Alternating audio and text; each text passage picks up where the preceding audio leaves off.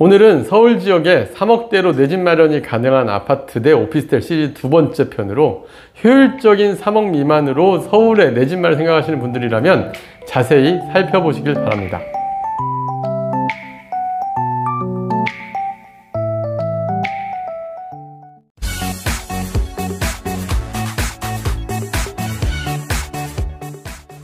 안녕하세요. 월세고스TV의 최영씨입니다. 네, 오늘 알려주실 내용은 무엇인가요? 네, 오늘은 이제 저희가 지난번에 한번 그 아파트 대 오피스텔 우리가 그 내용으로 실제 사례자분이 구했을 때 투룸 오피스텔과 그다음 20평대 아파트를 비교한 적이 있었죠. 오늘 이제 그 내용을 가지고 저희가 아파트 대 오피스텔을 한번 시리즈처럼 한번 만들어 볼까 합니다.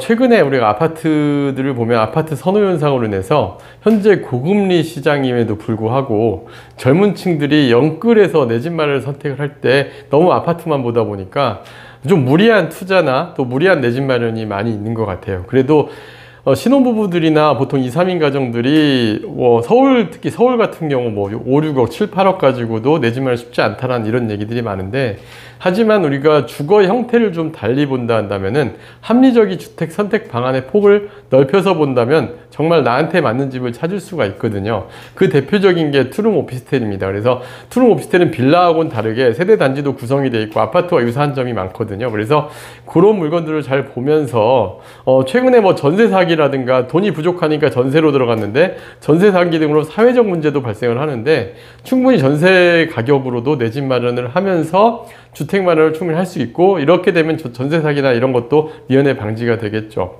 그리고 서울, 여의도, 종로, 강남 지역 등 업무 지역 각 근처 같은 경우는 집값이 훨씬 비싸잖아요. 그렇지만 이런 데에도 아파트 오피스텔로 접근을 한다면은 2, 3억대에 무리하지 않고 출퇴근이 가능한 곳에 내 집 마련도 얼마든지 가능합니다. 아파트와 유사한 오피스텔 중에서 특히 10년 내외의 준신축 오피스텔들은 충분히 아파트 대체가 가능한 경우들이 있거든요. 오늘 그 한 사례를 한번 여러분들에게 비교 설명해 볼까 합니다. 오늘 소개할 곳은 구로구 오류동역에 있는 25년 이상 된 아파트와 입주 4년 차의 신축 투룸 오피스텔랑 비교를 해볼 거예요. 아파트하고 오피스텔 장단점 비교를 통해서 서울 지역의 실거주를 생각하시는 분들에게는 주거 선택의 기준으로서 이런 선택도 가능하다, 이런 내용을 한번 여러분들에게 소개를 해볼 텐데요. 여러분들도 한번 내 집 마련을 생각하고 계시는 분들은 오늘 내용 끝까지 보시면서 자세히 한번 살펴보시기 바랍니다. 네, 그렇다면 아파트 대 오피스텔 비교해서 알려주실 곳은 어디인가요? 네, 이제 구로구 오류동역에 있는 삼천리 아파트라는 25년이 넘은 전용 18평대 아파트와, 그리고 2020년에 준공된 신축 투룸 전용 14평 오피스텔 삼전 소라입이라는 오피스텔 두 곳을 한번 비교해 보겠습니다. 지도상으로 보면은 구로구 오류동역 3번 출구에서 오피스텔 같은 경우는 도보로 4분 거리 274m 위치해 있고요. 저게 네이버 지도로 거리 제기를 했으니까 아마 이거보다 좀 더 짧게 걸리실 겁니다. 그리고 아파트 같은 경우는 구로구 오류동역 2번 출구에서 총거리 360m, 도보로 5분 정도 거리에 해당합니다. 그래서 위치는 큰 차이가 안 나요. 근데 차이는 뭐냐? 아파트 같은 경우는 1998년 11월에 준공이 됐어요. 그러니까 지금 한 26년 정도 된 아파트라고 보여지죠. 세대수는 423세대에 25층 아파트로 용적률도 300% 꽉 찬 아파트입니다.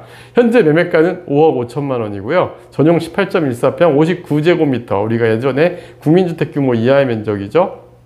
그리고 현재 매매가는 5억 5천만 원입니다. 이 아파트가 전세 시세는 4억.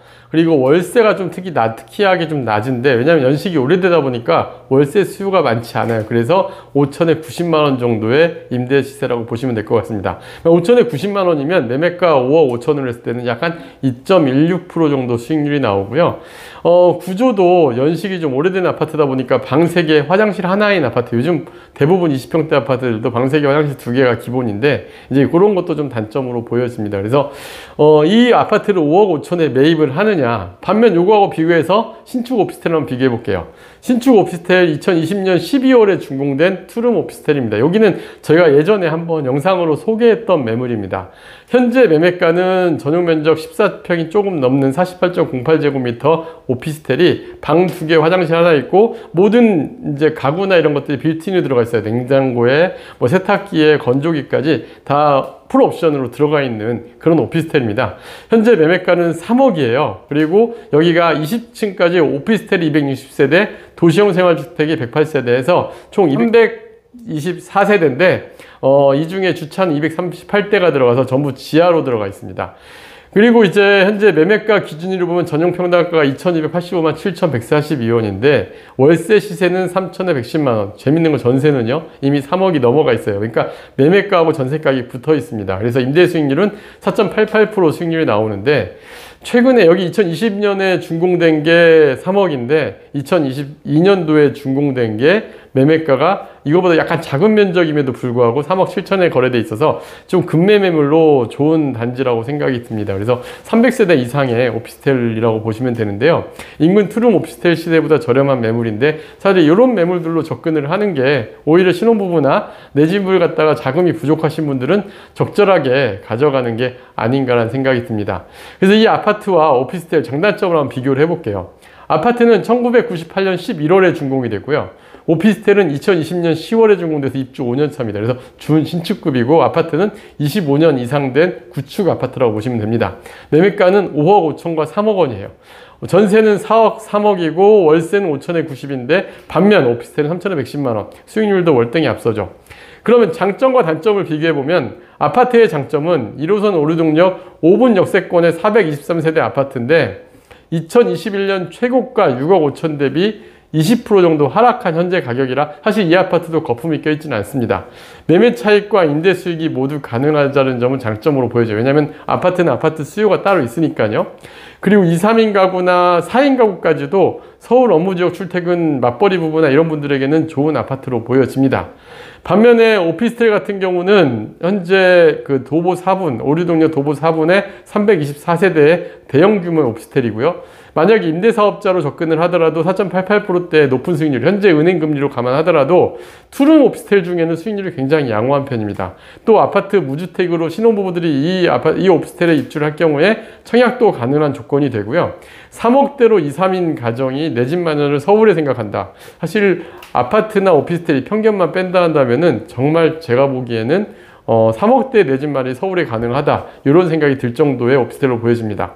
2020년에 준공된 오피스텔로 주거 구조, 또 내부 빌트인 가구 구조나 이런 것들을 감안하면 더더군다나 추가적인 비용이 훨씬 더 절감될 수 있는 오피스텔이 아닌가 생각이 듭니다. 그럼 아파트 오피스텔 단점을 보면 아파트 같은 경우는 1998년식의 오래된 아파트예요. 이 아파트를 만약에 매입을 하잖아요.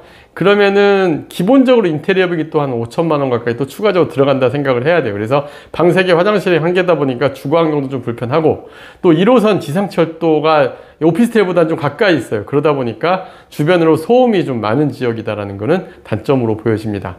반면에 오피스텔 같은 경우는 아파트 대비 낮은 가격 상승률이 문제예요. 왜냐면 이거는 어쩔 수 없는 편견은 분명히 있습니다.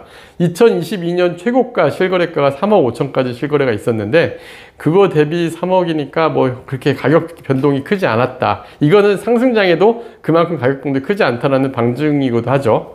그리고 자녀 출산이라든가 가족 증가 시에는 거주 편의성이 떨어져서 이사를 할 수도 있다. 요게 조금 단점으로 보여집니다. 그래서 장점과 단점이 이렇게 명확하다 보니까 어떤 걸 선택할 것이냐는 고민이 돼야 되는데 만약에 내가 현금이 3억 내외의 자금이라 한다면 이게 어떤 걸 선택할 것이냐를 좀 생각을 해봐야 돼. 대출 받고 5억 5천짜리 살 거냐, 대출 없이 3억짜리 살 거냐를 한번 고민해 보시면 되는데 이거는 사람의 상황, 여러 가지 여건들을 고민해보고 장단점을 비교해 보면 좋을 것 같습니다.